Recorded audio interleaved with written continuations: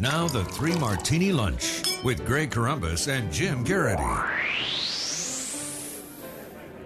And welcome, everyone, to the Wednesday edition of the Three Martini Lunch. Andrew Johnson of National Review in for Jim Garrity today. I'm Greg Corombos of Radio America. Good, bad, and crazy martinis for conservatives as usual. And Andrew, we've got a double shot for the good martini, which is always nice, and it comes to us in terms of polling on two important governor's races, one of which we expected to be a little closer than the other, but the delicious part of the one that's probably not going to be that close is that the premise for the campaign of the Democratic nominee is crumbling right in front of her. We're talking about the Wisconsin governor's race as well as the Texas governor's race. In Wisconsin, of course, you've got Scott Walker, who led the charge in the collective bargaining reform and making sure that unionized workers kicked in a little bit more to their benefits program. That was a huge fight in Wisconsin about 3 years ago. There was a recall attempt, which he easily defeated.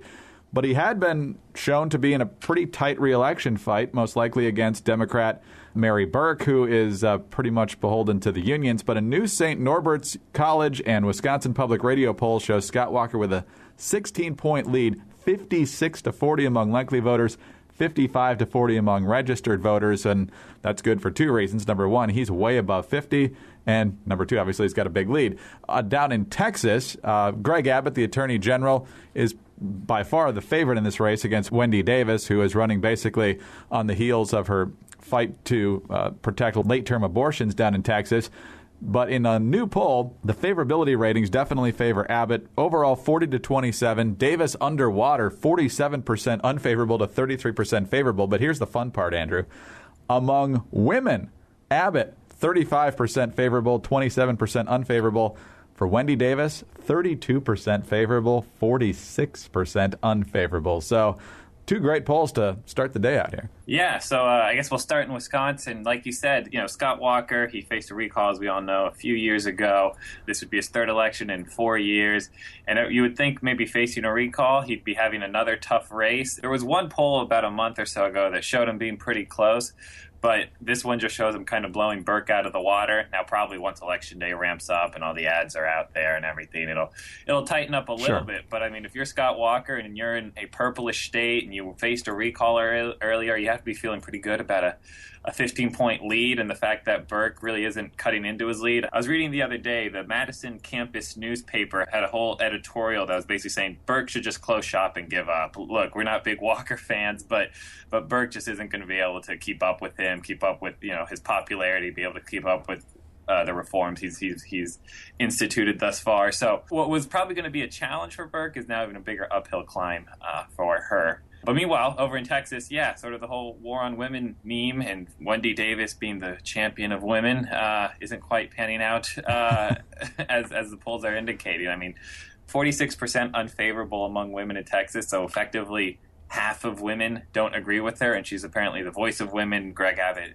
isn't. They're trying the typical war on women tactics, whether it's equal pay, when it comes to abortion, when it comes to all those things. They're trying to paint him in that way, and Davis's appeal just isn't registering with Texas women. Yeah, and 33% favorable, 47% unfavorable.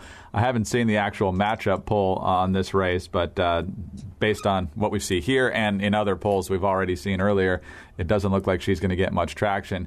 She is coming across as a one-trick pony, and that's pretty much why she's got the nomination. But when it comes to a sustained campaign examination of the past and examination of her policy positions, not only is she looking pretty flimsy, but in a state like Texas, the reason she's really popular among Democrats is not going to make her endeared to a lot of Texas voters.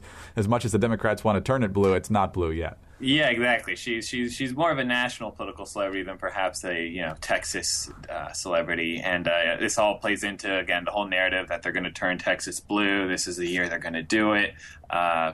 Evidently not. Well, hopefully these numbers hold up, certainly in that race. All right, on to the bad martini now. And Andrew, it just seemed like we finally got rid of Kathleen Sebelius, because we did. Just last week, she announced her resignation, went out in fine Sebelius form by missing a page of her farewell statement.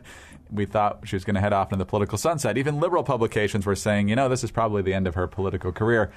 Perhaps not. There are now reports out from the New York Times and other sources that Kathleen Sebelius is being encouraged to run for the U.S. Senate seat that Pat Roberts is defending. He's a 3-term Republican running for a 4th term. He's in his late 70s. Kathleen Sebelius, of course, is a former 2-term governor of Kansas, winning twice pretty comfortably in a very red state like Kansas. And so even if she were to run, and she has till very early June to file, Andrew, this is almost a little bit too close for comfort. Given her popularity right now, I think Pat Roberts would probably survive, but given her name recognition, previous statewide success, pretty sure I don't want her in this race. It's not the same Kathleen Sebelius that left Kansas when she, accepted the HHS position at the beginning of the Obama presidency. So it's a slightly different Kathleen Sebelius, but she is clearly still a major player in the state. Like you said, she's one governor there in what is a very red state, and so she's able to appeal to Kansas voters in some way. At first, you might think the whole Obamacare stink might sort of bring her down, but you never know. She is a national name. She does have a lot of national recognition. There could be donors that sort of rally to her and sort of see her, again, as perhaps a beacon of the direction Obamacare will go, whether it'll stay popular. And so she could get a lot of funding in that regard. So my initial reaction is, yeah, okay, Kathleen Sebelius, try it again. Let's see how it goes. But I think you do want to be a little worried if that's the case. Yeah, and it's hard to know exactly where the state is. I mean, they haven't voted for a Democrat on the presidential level in decades and decades. But Sam Brownback, the current Republican governor, the polling there seems to be very, very tight with the Democrat. And like we say in a lot of red states, a Kansas Democrat is not like a Washington Democrat. And so the fact that Kathleen Sebelius now is a Washington Democrat would make her challenge of Pat Roberts even tougher. So he probably would win, but if she would just go away, I think most conservatives would be pretty happy. Yeah, no, exactly. I think so as well. And again, I think if she does run, that's how they'll try and paint her. Well, she's a Washington Democrat. She hasn't been in Kansas. She hasn't been here for the last 6 years.